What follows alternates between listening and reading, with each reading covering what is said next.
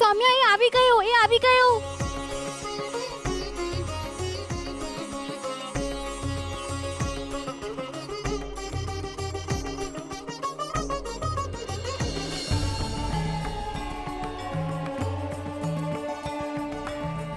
મહર્ષિનો આ શિષ્ય જ્યારે પણ આવે છે, લાગે છે સાક્ષાત ભગવાન આવી ગયા. ભાગ્યશાળી છીએ આપણે, સાક્ષાત ભગવાન આપણી પાસે ભિક્ષા માંગવા આવે છે.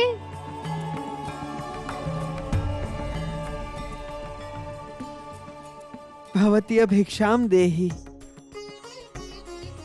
અરે ઓ સૌમ્યા, ભિક્ષા કેમ નથી આપી રહી? વાંસળી સાંભળવાનો આનંદ લઈ રહી છું. બોલવા દો આને. આના શબ્દો વાંસળીથી પણ મધુર લાગે છે.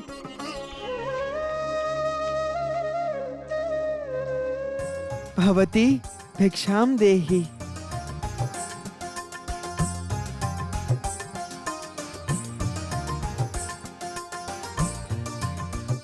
અરે રે રે, ભિક્ષા લીધા વગર ક્યાં જાઓ છો? આજે મેં ખીરપૂરી બનાવી છે. આવો ખીરપૂરી ખાઈને જાઓ. અમને અમારા માટે નહીં, આશ્રમ માટે ભિક્ષા જોઈએ છે. હું આશ્રમ માટે પણ આપીશ અને તમારા માટે પણ આપીશ. થોભો હમણાં લાવી.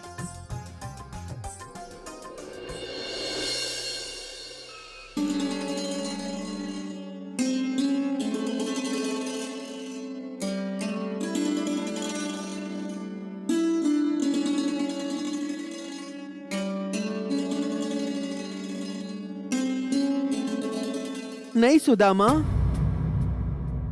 આ અનુચિત છે. મને ભૂખ લાગી છે.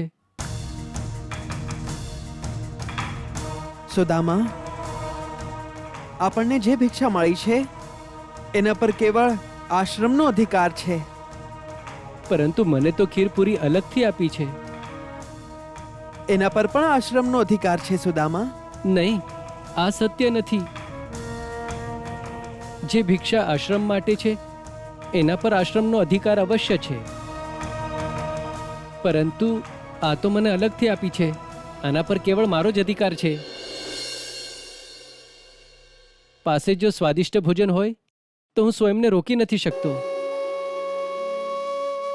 હું ભૂખને રોકી નથી શકતો. કદાચ હું રોકી પણ લઉં તો મને મૂર્છા આવી જશે કાન્હા. હું તો ખાઈશ, તમે પણ ખાઓ ને. તમને પણ તો અલગથી આપી છે.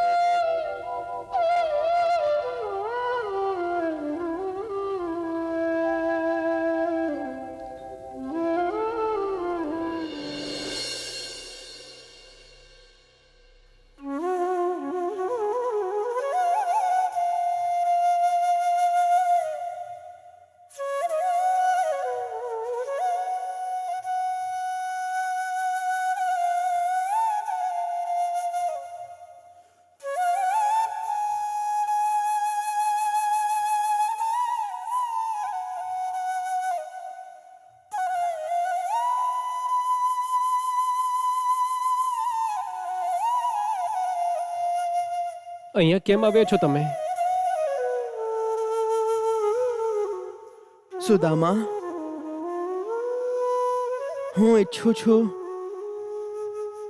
કે આપણે આપણી મિત્રતાનું સુંદર સ્વપ્ન સાચું કરીને દેખાડીએ. શું મારો સાથ આપશો? શેના માટે? આ આશ્રમમાં થયેલી આપણી પહેલી ભેટને આ આશ્રમની અંતિમ રાત સુધી લઈ જવા માટે. હું ઈચ્છું છું કે આપણે ત્યાં સુધી એક સાથે રહીએ. એનાથી શું થશે? તમે બદલાઈ જશો કે હું બદલાઈ જઈશ? બદલવાની શું આવશ્યકતા છે?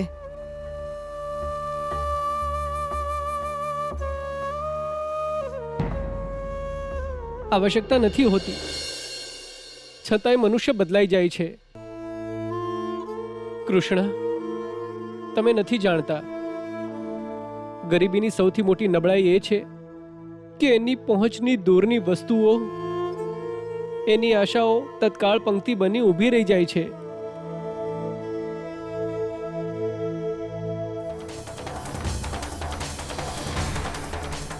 તારો અંત તને ખેંચી લાવ્યો ને કૃષ્ણ. પહેલા મને મારો અંત કરવા વાળાના દર્શન તો કરાવો. જોવું તો એ કોણ ભાગ્યવાન છે જે મારા ભાગ્ય વિધાતા બનવાનું સ્વપ્ન જોઈ રહ્યો છે. સ્વપ્ન જોવા માટે નિંદરની આવશ્યકતા હોય છે કૃષ્ણ. અને હું તો ત્યારથી ખુલ્લી આંખે તારી રાહ જોઈ રહ્યો છું જ્યારથી તે મથુરા નરેશને મૃત્યુ આપ્યું છે. તો અવશ્ય તારી આંખો થાકી ગઈ હશે. એમને વિશ્રામની આવશ્યકતા છે. વિશ્રામની નહીં, શિર વિશ્રામની. અને હવે હું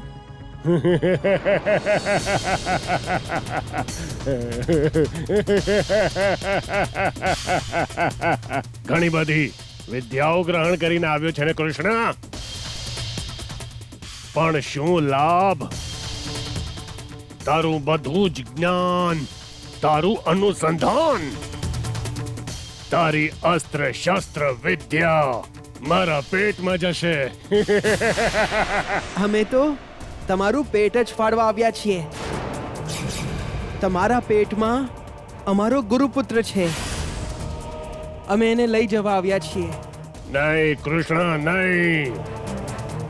તારો ગુરુપુત્ર મારા પેટમાં નથી, કેમ કે મેં તો એને ખાધો જ નથી. પરંતુ હા, તમને બંનેને અવશ્ય હું ખાઈ જઈશ. પરંતુ અમને ખાવા માટે તમે જીવિત નહીં રહો.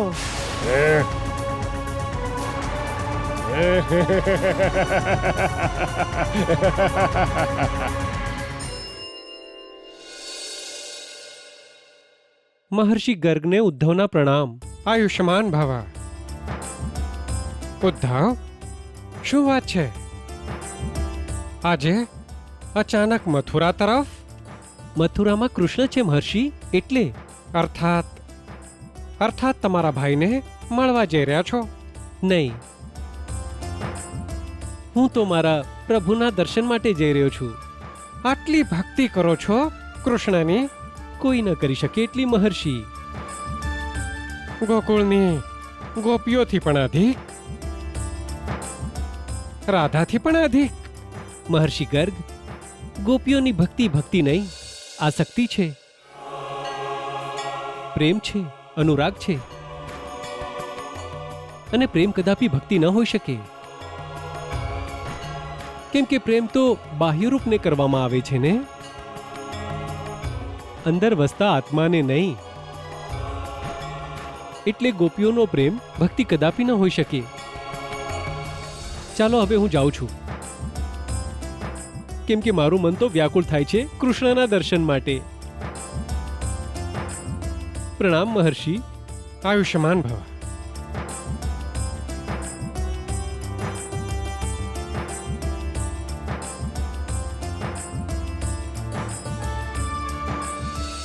પરમાત્મા,